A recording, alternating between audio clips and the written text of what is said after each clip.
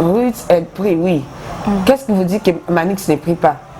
Pour l'apparence, hein, qu'est-ce qui vous dit que devant Dieu, Ruth est plus mieux que Manix? Botika ko juger mutu parce que yo mutu olobake Manix a mutu millier so ba peso yo boye te taka nga nono me non dimi do yo kuto wela itaka onzele na yes tika bilobela. Salut les warriors, salut la grande famille Fally Ipupa, salut les mélomanes de la bonne musique. Moi c'est le mondialiste Ambassi Bourgeois, Motosog, le prince Racel, votre chouchou. À tout seigneur, à tout honneur. J'aimerais d'abord commencer par remercier mon boss, mon chef, mon mentor, Fally Ipupa, le Kung, à trouver Soli pour la confiance. Désormais dans les bacs, dans les jours prochains, vous aurez ma chanson Advienne que pourra. Votre chanson Advienne que pourra. Mesdames et messieurs, bonjour et bienvenue. Ça dépend de l'heure à laquelle vous allez nous recevoir. Ça a toujours été un grand, un immense plaisir pour moi de communiquer avec vous. Ça se fait à travers ce micro et cette caméra. Je tiens avant tout à remercier celui qui est derrière la caméra, Herman Emporio, garçon slim. Grand merci pour ton savoir-faire. Et je tiens également à remercier My Lady Boss Pichou Mangaya. Pourquoi pas Attentant Bandalom invisible de la nation. Et je tiens également à vous remercier d'avoir choisi votre chaîne d'excellence cleboa.com et surtout de commenter et de ne jamais oublier de liker nos vidéos. Grand merci à vous. Voilà mesdames et messieurs, je ne suis pas seule aujourd'hui. Une fois de plus, je reçois pour vous Nono Ndombe Eldona. C'est avec lui que nous allons dérouler cette émission à qui j'ai dit bonjour Nono. Bonjour Annette. Voilà, merci beaucoup Nono Ndombe. Je profite aussi à l'occasion pour saluer Madame du Cœur Annie Moussouloukou. Salutations à toi Madame du Cœur Annie Moussouloukou. Voilà, Nono Ndombe, tout quand on a un sujet d'actualité aux Olekana, et ça a vraiment rage, dans les réseaux sociaux, tout le monde en parle. Voilà pourquoi Biso Petoye Wana. Pour mécano moi qu'on analyser to moni mariage ya Rit Misamu au hasard mwana ya Marie Misamu wa kufatika biso abali Manix Chimpuki, mais union na bango wana bazo le belango moi mini. Qu'est-ce que tu en penses? Mais dans la vie, il faut toujours que les gens parlent de toi, parce que quand les gens ne parlent pas de toi, donc ça veut dire que tu es nul. C'est la même façon que même sur Internet, il y a ceux qui nous insultent. Il y a ceux qui nous condamnent aussi de fois sans raison, mais est-ce que et là que je sais la bise c'est ça ma critique n'a pas parce que ceux qui battent pour critiquer c'est que vous avez le côté donc vous avez quoi ton nom vide même la mission ça m'a bioté tu comprends donc c'est ça mais moi j'apprécie beaucoup leur couple.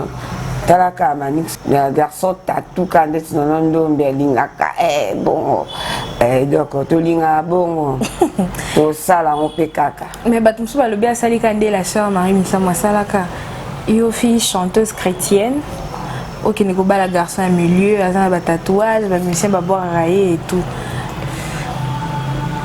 mais yango siko hypocrisie obiso to lobate yango hypocrisie obiso to loba na peuple congolais et ça que parce que je ne sais pas, vous pensez quoi? Même aujourd'hui, tout le monde est libre. Je peux me réveiller demain matin, je me décide à être une chanteuse religieuse. Quand on a batatu, on a batatu, on a bangabino. On a belanzambe, t'es pour la bangabino, pour l'anda que déjà on a belanzambe. Tu comprends? Donc ça veut rien dire. Batatu c'est le côté. Et sa personnalité, la façon dont on s'est comporté, parce que nous avons un témoin vivante, parce qu'on s'est comporté mieux que ma fille, tout à l'heure, ta robe, elle peut super câble. Et maintenant, c'est comporté comme mieux que hier. Donc, il y a quand même bébé. Mais sinon, carrière n'est en tant qu'artiste, musicien ou chanteuse chrétienne, est comme en danger. Pour battre mona à chanteuse chrétienne mais à Kégoba la garçon moko ya milieu ba musicien ba embaraillé ba boire railler au moins que carrière musicale naé qui vient de commencer et comme en danger par rapport au peuple, aux fans ou encore aux téléspectateurs pardon ou par rapport à Dieu parce que faut n'entendre banganzambe Parce que c'est pas un hasard que ne bakutani bon ils hasard tu comprends. Donc il y a ko banga mutamukidité banga na nzambe mutakutani sibango parce que ce que je vais encore répéter que le tatou n'a rien à voir. Comme dit Ferrego là, Chetan le baka zoto etika na nzoto eza pamba. Moni monde matana likolo. Tu comprends. Jamais mona mutu moko boya kufa ala muka sabino que tant na mataki na lola kuna na kuta bat bana ba tatou te ezala te spécial tatou te. Si vous lingo juger mutu par rapport à tatou pourquoi? Wani ba complexe mo ezangatina parce que so tali ko sur 100% ba ndumba partout dans le monde. Ba ndumba même sur 50% pour kuta bana ba tatou te. Mais ndumba professionnel. On comprend. Bon, pour quand on débat na tatou ce tatou de ce ma bé, ce kindumba, ce ni mais mana mon bongoté. Tu comprends pas net. Alors ça a complexe plus c'est biso ba congolais parce que même quand tu vas dans des tu vas dans des pays développés comme l'Afrique du Sud, au monde a que même ba ministre ba na ba tatou. Pe aya kamusala ezate ka bomba tatou na manche longue. Aya puna musala la ti chemise après cassé, ministre elle a ti ya manche courte mais tatou ezati ya. Donc c'est comme ça qu'on a congondé et qu'on nuire comment on appelle ça sa carrière par rapport à quoi pour abali mobile dans un tatou mobile à millier ça veut dire quoi parce que le pasteur est belé comme dit pasteur Denis Lessi bon la bino bata millier comprends bon la bino bata millier ko les kabiso ko tam sunga non de monsieur l'Amérique 2 mesures à whisky na langwaka mais au pasteur mo boyo e mamna loba au mélange Jack Daniel, au mélange Blue, au mélange Ice, au mélange la moulangue B4, au langue pété. C'est quoi bizarre, ignorance. Pas pasteur de l'île. Pasteur de l'île, c'est vrai. Et il y a un vrai, il dit qu'il a beau t'arrêter whisky, mais pasteur ne soit pas hypocrite. Vous comprenez? Mais mélange à Moscou, à Saline Manix. Soit un garçon millier. Qu'est-ce que déjà, on n'a pas défini garçon à fille à millier, ça veut dire quoi? Là, c'est une définition garçon à fille à millier. Parce que si moi qui ai une boîte, elle a boum, trop sexy, tatouage, elle a vie, comme là. C'est ça être moutamilier, non? C'est ça être moutamilier, mais n'est-ce pas non nommé? N'a qu'aucun n'a pas de quantité. Comprends? N'a collé n'a millier et à l'oigné, n'a donné à ma minée, mon bonne vie, mais à yo karaté. Tu comprends? Mais naza kutu mieux que ma fille bello va côté à ta boîte c'est ma fille bello va côté à boîte ma fille moi salité puis n'a salité propreté mais à gérer 4-5 000 balles mais ngata mso magana mobile mo 10 ans au moins te nga na yo donc yo ne fille millier malgré salité na yo donc yo ne fille millier donc complexe c'est quoi t'as donc on a qui les arras aux garçons moza propre fille moza propre fille millier aux moins sérieuse non. C'est pas ça net. On a eu par rapport. On a eu comportement, on a eu un copain, on a ramené Kawana. Donc dans le bonheur comme dans le malheur. Mais ma fille est belle, ça la honte. Mais vous appelez un tatou, ou une fille propre, ou un Barbara. Donc tu comprends? Boutique à juger, parce que yo muto lo baké. Manix a muta millier sur ma peso yo boye. T'es ta kanga non non mais non dimi. Donc yo kuto ouais là, et ta kanga on dirait na yes. Mais on a retenu un point au lobby. Biso to éviter pourquoi nous avons basé que Ruth na Manix bakutana. Soto bi total la paix Nzambe aza juste paix aza na ba milliers de façons de ça la makambu et peut-être que kutana ya Ruth na Manix ne ça là que a changé Manix. Et ça vous pouvez changer Manix. Ruth est pris oui. Qu'est-ce qui vous dit que Manix ne prie pas? Pour l'apparence, qu'est-ce qui vous dit que devant Dieu, Ruth est plus mieux que Manix? Tu vois? Donc, tu confonds ma cambouté. Tu confonds ma cambouté. Nzambe amona makambu. Nandenge mususu, nandenge biso bato mo na te. Biso to mo na makambu physique. Mais nzambe amona spirituel. Quand des aboyés par rapport à ma couple, sous au balai na bino boza na bino pe boza ba chrétien mais boza peut-être ba engagé te. Vous servez Dieu mais beaucoup tapena na muzindo te. Chérie Nayo, il te dit non, il y a to kende, to qui attend moi soirée moi boé, to qui ta boîte de nuit. Est-ce que Ruth a bando kende? Pour Manix ça non mutaba milieu. Netinga na pesa. To arti capo na Ruth. Au moins netinga na pesa Ruth conseil il faut kenda mon bébé. Il faut kenda mon moni boîte ça là. Faut y bango kenda ngo. Eh o kenda ngo. Bonza makala ba fertilité on a te biso ne batamuki to mo la ba fertilité la Dieu est grand. Et il y a un zamba gaillard na kanisa susu copine na ngamo boé. Belinda Mbambi alobaka ayoka nzembo mo bakolo esumatela ngabi ya ko kamunena Yesu Dieu grand ya tu le bakolo esumatela nzamba munene moko tia matelo ya utaka okoma fourmi psycholico na on comprend donc Dieu est très grand. Quand on a fait union ya pasteur Mike Kalambai na peigné azaki na vraiment mutu ya église trop prière te mais kobala mosali na nzambe asali effort mais omoni ke simba kité tina soka ba yo kabwana non simba kité yango na zolo ba hypocrisie te yango na zolo ba hypocrisie donc peigner la mieux que Ruth te Ruth peut tam sunu yo sa nzambe ane mieux que peigner te si ko tam su ku Ruth lelo tam so ça mobile na tam mutamilier comprendre mais le ba ko ça va problème Ruth a bombango eza makamoko boya bango moko ya bale mais film so on a asane ko mutamilier te elle prétend être vraie. Elle prétend être ça, je ne sais pas quoi. Elle prétend être, je ne sais pas, comment je veux dire, innocente. Elle n'est pas innocente. Mais tant que je Makambo, c'est ça, mais pas Manix, Ruth, et ça, la malangoté. Tant que Ruth va faire de Manix un vrai homme. Et Manix aussi va faire de Ruth une vraie femme. Tu comprends? Donc c'est comme ça la vie. Bon confondre ma cambouté. Netinga na zela na tena lata na bala garçon mo boy afila de lundi au dimanche. Non zo na yote. Ayo na ka ba garçon tatou bras. Attends non la tatou t'es moi fashion.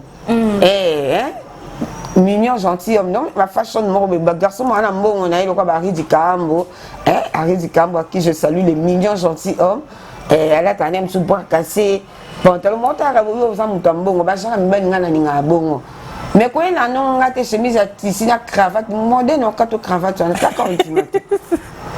Mais sinon jusque là, le meilleur couple, les couple, il y a sœur leur bon parce que y Aza chanteur de l'Éternel, à côté pena mbali na un chrétien aussi. Monte que tissu qu'on entend au Qatar. Voilà meilleur couple par rapport à Biso Batamokil. Vous comprenez? Pour Biso Batamokil, parce que nous avons fait un placement itangate. Vous comprenez? Les Singaï, pour nous témoigner, il fait ça comme mobile mobile à vivre à Naï. Donc, comment il fait ça mon boulot, après ça, tout passe. Mais si vous moutons à vivre à Naï, comme ça, le contraire, au bateau, comme ça. Et tout quand non, non, mobile qu'on a sauté. Parce que vous voyez bien les Tibatonis Mongo, tu comprends? Des Tibayo Annette. Pire sœur dans la Hélène et les garçons, Binga, Sandra Bolou, que non, soit avant qu'il y a un copain, mon copain d'accord. Tu vois, c'est comme tout le monde juge par rapport à parents, la complexe caca, ou il juge, oye binongati. Tu comprends? C'est quand on voit que sœur Lormbongo, n'a mon bal n'est pas couple parfait. Par rapport à quoi? Par rapport à quoi? Est-ce que bino côté un couple na bango, bozaki na ndako na bango? Boye baba vivre en nene bino boye ba makam tam su ba vivre tam su pe ser l'homme tam su mon personne après attention par rapport à Joe na pas bien vrai Joe et quoi mais quoi dire protéger comme mobile naé mais qu'est-ce que vous dit que Manix sur sa mobile m'a bé pour la route en tout cas botika bango bazana bango libre pour nazo répétant on sous yo muto lo ba bongo bino ba finir sur muto juger bon ce ba peso Manix ya mon Manix c'est là oh boyati. Oh, ma casse, Voilà, merci beaucoup Nonon Dombe, grand merci à toi tonton Chaz Chilombo, grand merci à mon major Francis Akoumou, pourquoi pas à toi tonton Jeff Akele et clin d'œil spécial à toi Steven Mbala depuis quelque part, je te salue aussi. Voilà, Nonon Dombe, la fois passée toute l'année qui interview moi encore au Ferrigola à Salaki et une interview Anna Lobaki Batunyo sous baleka ba finga rabatu na kombo na ye yete mtatinda bango. J'étais avec toi dernièrement, ça avait dit la même chose. Na lobaki batu bobe na polémique na makamba musique et za ba fan na biso ba pandisang. Tu comprends? Na ko fanda peka boy ka lelo. Na ko fanda peka boy mutumo ayo. Oh non non. Neza kutu benalanda ke misoma obe mani ki finga kio. Comprends? Annette a finga que Magali Congo la finga que pour faut répliquer. Ma personne a maîtrise Nazia ya. Si na l'exaton na on a internet dans le la man ne miss la pona somme. Ya na na temps na te. Si ko so ça peut la maîtrise te kotika na jeu. souvent ils ont un leader dans la terre. Souvent vraiment on a un côté là-bas ils ont un bangoté. Mais ils sont pour rien. Il y a un mouvement, un ndaku, un bateau bazo le kaba finga. Pour na nini après ça bango sanctionné. Donc tout le bas des alara polémiquement et salami comme on a marqué aux l'équipe par exemple la télévision, azo recadrer bateau na soit ba chrétien qui bosse na et faire rigoler n'a rien à voir avec ça. Pour n'y a sanctionner la marque à vous c'est que peut-être qu'il passe par la marama. À quoi qui sanctionné parce que ça le quoi merveille Rambo. Merveille Rambo porte-parole à quartier latin, soit l'équipe par exemple, qui tout le monde est fini quoi là. Alors les capables à répliquer. Mais tant que je t'en répliqué, et ça va lier, on sauté les leaders bataille. Ah, les pénatants, on a terroré au Congo, mais tant qu'on tout n'a pas porte-parole à démentir en haut. Au moins, tu as toi, tu as l'équipe sans. Tu comprends? Sanction comme un niveau que ce mot que l'action image en Hollande, on peut qu'ici, ayo quitter à continuer. Tu comprends? Donc, on est comme une sanction. Et alors, quoi, j'ai une PMF. Il y a un moment, vous avez porte-parole à Fabregas. Tu comprends? Alors, les cas fini, mais ceux qui se fabriquent, ça montre une image à sanctionner. Et alors, quoi, il y a un jour à qui je salis. Ce que mon idée, par exemple, et Goga, il y a un jour à finir à Moutou. Si vous avez une preuve, et ça rappelle que vous ça, ceux qui m'ont blessé, ceux qui ont fait un bêtement en vain. Mais ceux qui ont blessé, ceux qui ont fait un 600. Comprends? Si vous avez engagé pour y répliquer, vous avez sa réponse. Et alors, quand on a sur YouTube, comme sur Finga, au cas où on a des bureaux, on a des répondre. Vous comprenez?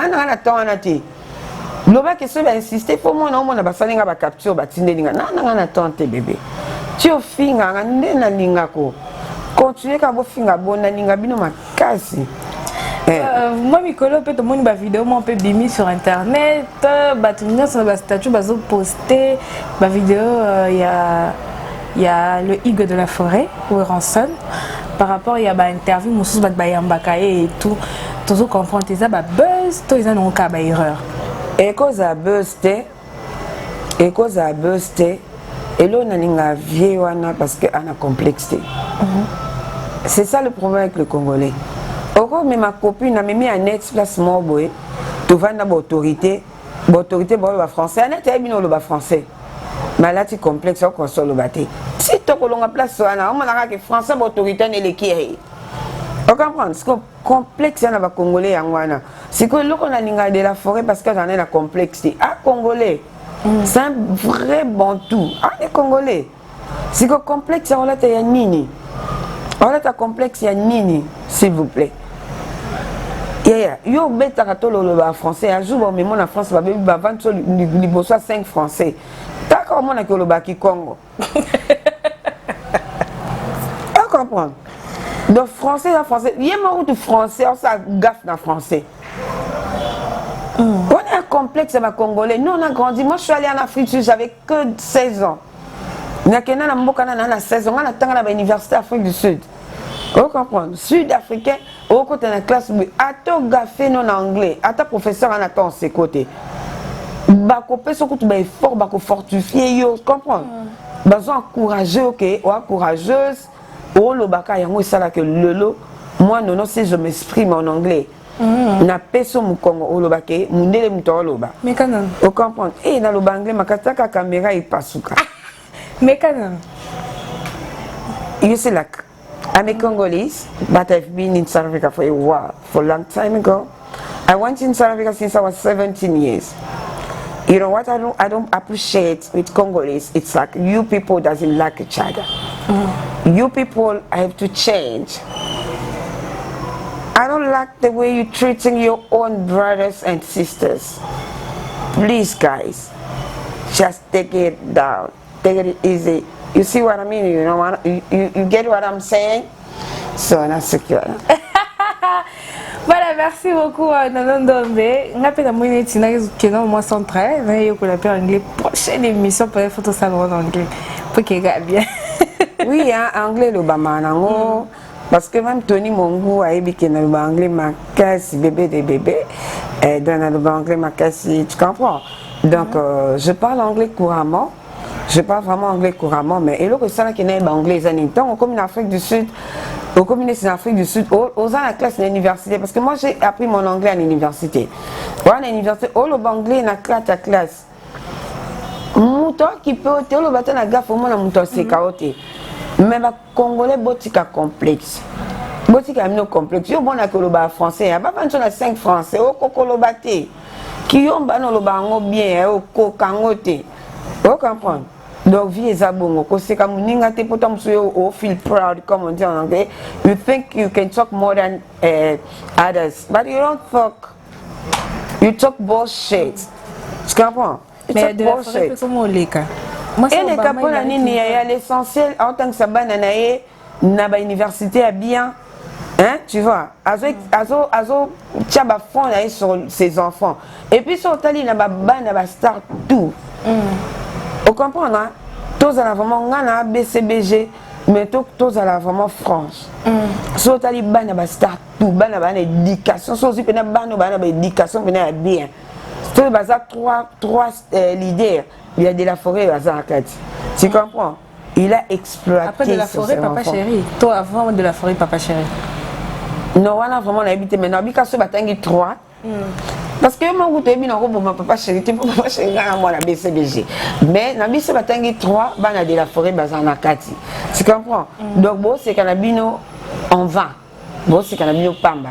Et à complexe nem tu ça bino. Parce que au bêta tout le na français ba même en Afrique du Sud na yaya. Non quand bastar na biso na Kenya, banglais baloba net bino bo ka anglais ngana yo ka on kiyombe. Tu comprends quand on dit dans biso kilubakati, tellement musu sabeti c'est forêt. Mais la bastar musicien bastar ba musicien na biso Kin. Basé belé tini baloba anglais hein. Voilà c'est quoi bino mutu mo ka anglais. Et Inos que tu déjà dit sur il y a un loba qui est bien boyo kangwa il y a uta ba côté kuna baloba ngo moi musicien soit comment le anglais ma c'est ça il faut qu'on bonne sa langage baloba ngo très bien te baloba ngo na mona na très bien pour ya uta ba côté kuna non mais net nga na kananga ngo très bien te le côté mabe Fali Ipupa oui na ngo bien mais très bien te très bien c'est autre chose tu comprends très bien c'est autre chose très bien c'est quand tu parles anglais couramment. Donc comme on a niveau très bien. Tu comprends? Donc il y a anglais mon bolo quoi yangue maintenant le barné français. Tu comprends? Muto bi français te on comprend que on met français ma case. Mais bino bossa correction parce que bon mon a que ça gaffe pour bi français ma case. Tu comprends? Donc muto le anglais net muto ça correction anglais. Et par exemple na bi cheka ngate quand on va trouver les kinga na le bana Kinshasa. Tu comprends? Mais quand même, j'ai eu la chance, et on est quand même la bande de l'école en Afrique du Sud, j'ai quand même eu cette chance-là, et on est à l'université en Afrique du Sud, donc c'est déjà un plus. Nous sommes le anglais, comme sur Herman, pour le garçon, c'est un garçon propre. Alors, il y a quelqu'un qui a le bicano, surtout Herman, anglais zéro.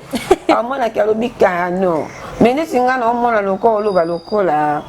Moi, je suis forcé que le Swahili, mais le Swahili était bon. Donc, c'est ça. Voilà, merci beaucoup Nonondombe. Comme Nabiso vraiment cochité na émission Nabiso. Là, je vois une fille avec la peau d'origine, Belinda Mbambi, maman na Carmel. Je te salue, bisous à toi. Grand merci à celui qui était derrière la caméra, Herman Emporio, garçon slim. Grand merci également à My Boss Lady, Pichou Mangaya. Grand merci à tous nos abonnés de cleboa.com. Beli, maman et combat Beli n'a pas Beli tina on a conservé. Non, qu'est-ce que les gens peuvent retenir de toi? Ce que les gens peuvent seulement retenir de moi, c'est que les Congolais, il faut tout le temps, la bête à casser, la jalousie et la hypocrisie. Et il y a ce que les connaît, il y a des gens qui ont propre, qui ont une cherté, qui ont une chemise en filant bien. Des Herman en pour il y a propriété, ça n'a pas complimenté 5 fois par jour. Tu comprends? Et donc, nous avons propre, na complémentaire. Et ça, moi, c'est ça, moi, dans un complexité. Vous comprenez? Ginette qui est là, ma copine depuis Canada, tu comprends? Nancy, c'est aux États-Unis. Yebi, Kéliane Moukouloufi, Ali Bosso, côté ça, Touareg, na bandade, s'il vous plaît. Na minute, tu as résidé en France. Yebi, qui est dans un complexité. Ngat, soza bien ou bien. na complimentaire tout le temps congolais, il faut qu'on ait un complexe. Ce que les gens doivent retenir, c'est quoi? Ce qu'on doit s'aimer, on doit vraiment s'aimer de vrai. Il faut bolingo zala ya solo, s'il vous plaît. Et ça te que attends moninga de Annette ou Annette a vrai chérie hein. Tamsu bomo na kena télé mobile tamsu image sous quoi mité maman na nzele. Et donc vrai chérie pinda na ninga jeté. Mais yo tamsu oza na pena bien té. On va prendre. Wano bien té mo linga ko kota na YouTube finga e. Mais on a tamsu jalousie mobile no tamsu compliment. Mais cette fille elle est canon, cette fille elle est canon. Et ça le zoua té, il faut savoir apprécier. En tout cas, les gens doivent savoir apprécier, surtout nous, le Congolais. Toi, on a des fois comme quoi jalousie. Au moins, on a même souvent un copain, on fille moi à l'équipe. À l'équipe, yo, moi, je suis mobile que fille à l'équipe. Mon bébé, ça a copain, on m'a mobile. Ça n'est pas bien, tu as simulé des aplats. On a des défauts pour finir. Tu comprends, tu es complexé. Vie à bon, tu faut assurer. Il faut vraiment assurer. Si on a tout venir mon bal, au moins, une fille, moi, je l'ai comme waouh, elle est canon, cette fille. On comprend, mon bal déjà, on comprend que la fille m'a complexité. Si quand on se souvient de lancer émission, mon bal non complimenté, il y a au film. Et là, ce que c'est là que. Parce qu'on dit toujours diviser pour mieux régner. Mais bal, ça là, mon bal nous score ça qu'à Lukanga. Tant que Lukanga, il y a mon esprit d'émission, mon bio, na YouTube, ça y a capté au film. Tata, na mon bal, na en ligne en cours. On a fait souffrir. Voilà, merci beaucoup Nonon Ndombe. En tout cas, peut-être numéro de contact. Numéro de contact, boulot, numéro de contact est à 0900. Il y a Willy Moucheni, plus 243. Il y a Willy Moucheni, code mondial. Plus 243. 900. 888 307. Plus 243. 888 307. Mais j'ai aussi un numéro pour le WhatsApp. C'est un numéro de l'Afrique du Sud. Et ça, attends, je vois pour tout côté. Mais pour d'abord, en attendant, je peux faire mes dédicaces déjà, puisque nous allons déjà vers la fin. Je fais mes dédicaces à mon vieux. Bien Simbi Jobu Mikolo yo, à Simbi Dubaï, à Simbi Kin, à Simbi monde entier. Mon vieux Eric Mandala. Eric Mandala. Je vois Jacques Chamba. Je vois mon vieux Michaud Tambo, les lions de la tribu de Djobour et de Cape Town. Donc on appelle si Binognon sur la bisou place Bouzali. Je fais un très gros bisou d'ailleurs à ma fille Princesse Lage et à son grand frère Jérôme Ramazani Ndombe. Je fais mes félicitations à Mélodie Ramazani. Mélodie Ramazani, félicitations à toi. Je vois mon vieux, on appelle ça vieux Nangaï, vieux Nangaï Kati, et Nenga GT, vieux Nangaï Kati, Eric Tela, je te fais des très gros bisous. Je vois Christian Tati. CTK, Christian Tati CTK depuis Johannesburg. Je vois Zico Zonkyo, je vois Ginkoi depuis Cape Town, David Akshombo de Cape Town, de Paris. Na Cape Town, kuna babi de pas na mayone mutosimi masolo, indaba toujours, donc. Donc pour donner passer mon numéro, en attendant, tu peux continuer. Je profite aussi à l'occasion pour saluer mon vieux Bob le Leke. Bob le Leke, je te salue. Et grand merci à toi aussi, José Makiese, grand merci à toi. Pourquoi pas à toi, Eddie Akimbe. Yeah Eddie, je te salue. Voilà, Nonon Ndombe, un numéro de contact très rapidement pour te clôturer l'émission et biso. Herman Ampon Yaseki, ya Eddie, je te salue quand même, ya Eddie Akimbe, je te salue. Nonon Ndombe, un numéro de contact pour te communiquer sur mon Asuka. Le numéro de contact, on appelle ça déjà pour le WhatsApp, c'est le plus 27 65 61 76 018 plus 27 65 61 76 018. Je ne peux pas finir sans dire un merci, un grand merci à mon vieux, mon grand frère chéri, Babi patron à Johannesburg, Hakim Kadilou Mbombo. Hakim Kadilou Mbombo. Je te fais des très gros bisous et pourquoi pas à tonton Simon Tingui. Tonton Simon Tingui. Je te fais des très gros bisous. Emani Kemene Babio toujours Awat, mon vieux chéri, tous Zela Kaka, Oya BBC Crush, je t'ai pas oublié, Arletico Camis Bamber, je vous fais de très gros bisous à vous tous, donc moi, cheers. Voilà, merci beaucoup à Nonon Dombe, grand merci à tous nos abonnés de cleboa.com. Nous sommes pratiquement arrivés à la fin de cette émission. N'oubliez pas de commenter, de liker nos vidéos et surtout, n'oubliez pas de partager nos émissions. Voilà, nous sommes arrivés à la fin. Restez branchés sur cleboa.com. Bonne suite de programme. Je vous embrasse. Bye bye.